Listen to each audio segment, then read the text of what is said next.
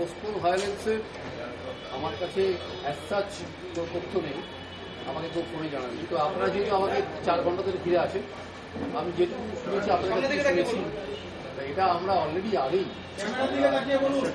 আমরা ইনস্ট্রাকশন দিয়েছি যাতে প্রত্যেক জেলার এসপি, আমরা ডিজিকে পাঠিয়েছি, কমিশনার পুলিশকে পাঠিয়েছি কয়েকটা স্পেসিফিক অ্যাকশন নিতে। যেমন হচ্ছে আপনার পুলিশ পিকেট যেখানে দরকার সেখানে পোস্ট করা হয়, 8টি মোবাইল যে এরিয়াতে ঘোরা দরকার সেই এরিয়াতে 8টি মোবাইল করে, অথবা HRFS মোবাইল করে, যেখানে প্রয়োজন সেখানে যেন রুট মার্চ করানো হয় বাই স্টেট আর্ম পুলিশ অথবা EFR অথবা RAF, এবং কোনো মিটিং বা প্রসেশন সেটা পারমিশন দেওয়ার আগে যেন সিচুয়েশন বুঝে পারমিশন দেওয়া হয়। এটা আমরা অলরেডি ইনস্ট্রাকশন দিয়েছি এবং লাস্টে লিখেছি এটা আমাদের সবাই মিলে এনশিওর করতে হবে যাতে একটিও পোস্টপোন ভায়োলেন্স না হয়। 4টে জায়গায় মানে হয়নি, মুর্শিদাবাদের 2টো, রঘুনাথপুরের 1টা আর মধ্যমগ্রামের 1টা। তো এটা আমরা কলকাতা থেকে ECIL যারা এই ব্যাপারটা টেকনিক্যালি দেখে কলকাতা থেকে লোক পাঠিয়েছি। তারা যদি রিট্রিভ করতে পারে তাহলে ভালো, যদি রিট্রিভ করতে না পারে তাহলে রিপোর্ট করতে হবে। যদি রিট্রিভ না করা যায় রিপোর্ট হতে পারে। মুর্শিদাবাদ 2টো, বুথ নাম্বার আমার কাছে নেই, আমি কারণ স্ট্যাটিস্টিক দিয়ে দিচ্ছি। তবে আপনারা আজকে রাত্রেবেলা আমরা ওয়েবসাইটে আমাদের একেবারে ওয়ার্ড ওয়াইজ রেজাল্ট আপলোড করবো, ওখানে সমস্ত স্ট্যাটিস্টিক্স পেয়ে যাবেন। আর এছাড়া অ্যাট এ গ্লান্স স্ট্যাটিস্টিক্স মানে কোন মিউনিসিপ্যালিটির কটা ওয়ার্ড, সেখানে পার্টি ওয়াইজ ব্রেকআপ কি, সেগুলো আমরা দিয়ে দিচ্ছি। যদি আলটিমেটলি EVM রিট্রিভ করা না যায়, রেজাল্ট রিট্রিভ করা না যায়, তাহলে কোন নির্বাচন হবে সেটা ডেট তো আমি না জেনে বলবো। তো ECIL এর ইঞ্জিনিয়ার গেছে, এবার যাওয়ার পরে সমস্ত ক্যান্ডিডেট বা তার এজেন্টের সঙ্গে আবার চেষ্টা করা হবে। যদি চেষ্টা করে রেজাল্ট রিট্রিভ করা যায় তাহলে রিপোর্ট হবে না, তো সেটা তখন ঘটনা না ঘটা পর্যন্ত বলতে পারছি। প্রথম কথা হচ্ছে যে রিপোর্টের দাবি খারিজ করার মধ্যে রিকাউন্টিং এর দাবি খারিজ করার মধ্যে কমিশনের কোনো ভূমিকা নেই, কারণ this decision is taken by the municipal returning officer. It is a semi quasi judicial decision. তা আমরা যখন CPM এর কাছ থেকে শুনলাম, আমরা আমাদের মত জেলা প্রশাসনকে জানিয়ে দিয়েছিলাম যে সাধারণত যখন কম ভোট থাকে, ডিফারেন্স যখন কম থাকে, তখন for the sake of transparency report করলে ভালো হয়। কিন্তু আমরা এটাও বলেছিলাম যে আমাদের ডিসিশন আমরা জেলার উপরে চাপিয়ে দিচ্ছিলাম, টেবিল টেক ডিসিশন। তা আমরা চেষ্টা করেছি নির্বাচন কমিশনের তরফ থেকে মানে যতটুকু করা উচিত সেটা করা যায় আমরা চেষ্টা করেছি। আমরা সবটা করেছি বলতে পারবো না, নিশ্চয়ই আমাদের কোথাও কোথাও ত্রুটি থেকে গেছে।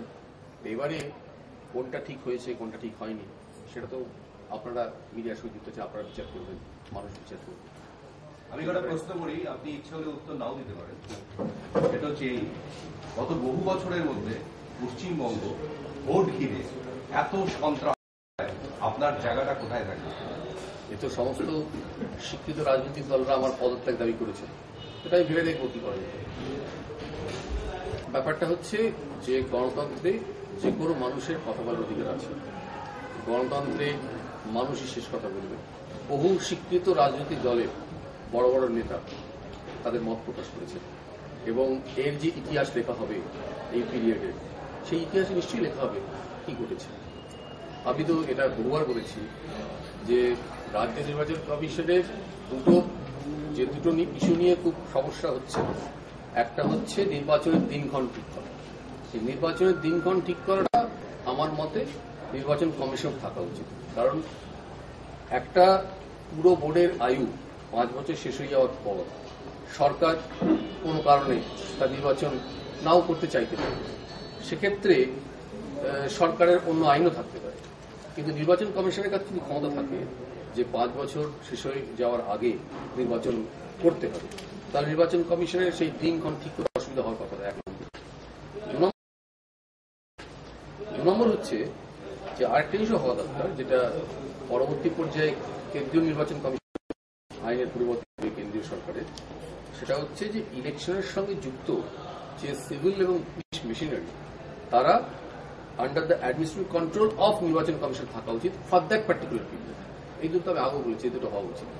আর স্যার বাহিনী নিয়ে অনেক সময় সমস্যা হচ্ছে, আপনি বারবার কেন্দ্রীয় বাহিনী চেয়েছেন, তো এক্ষেত্রেও কি একটা রাখা উচিত কি মনে হয় যে যদি আপনার সিভিল এবং পুলিশ অফিসিয়াল যারা ডিপ্লয়েড হবে এই ইলেকশনের কাজে তারা যদি নির্বাচন কমিশনের কন্ট্রোল থাকে তাহলে আপনার ওই দিকটা খানিকটা নিশ্চয়ই নির্বাচন কমিশন দেখতে পারবে, কিন্তু এই প্রবলেমটা কিন্তু তারপরেও থেকে যাবে, যেটা আমি এর আগেও বলেছি যে কেন্দ্রীয় ফোর্স যেহেতু বাইরে থেকে আসে তারা সবসময় নির্বাচনের 10-12 দিন আগে আসবে। এবার তাদের ধরুন এখানে যে ইনফ্রাস্ট্রাকচার অ্যারেঞ্জমেন্ট, তাদের থাকা খাওয়া, তাদের গাড়ি, তাদের এলাকা দেখানো, এই ব্যাপারটির জন্য স্টেট পুলিশকে কিন্তু তার সঙ্গে অ্যাসোসিয়েটেড হতে হবে। এই যে গ্যাপটা এটা কিন্তু সবসময় থাকে। স্যার একটা কমিশন যেই একটা বিষয়ের কথা আমার আগে যাদেরকে নিয়ে কথা ওঠেনি বা কালো ইতিহাস লেখা হয়নি, যে সমস্ত কমিশনার ছিলেন তারা প্রত্যেকেই চেষ্টা করেছে, করে কিন্তু কিছু করতে পারেনি। তা আইনের পরিবর্তন করবে সরকার এবং সেই আইনটা পাস হয় বিধানসভা। তা আমরা আমাদের তরফ থেকে নিশ্চয়ই ভাববো যাতে আইনের পরিবর্তন যে যে জিনিসগুলো পরিবর্তন করা দরকার সে ব্যাপারে সরকার দৃষ্টি আকর্ষণ করে। এর আগে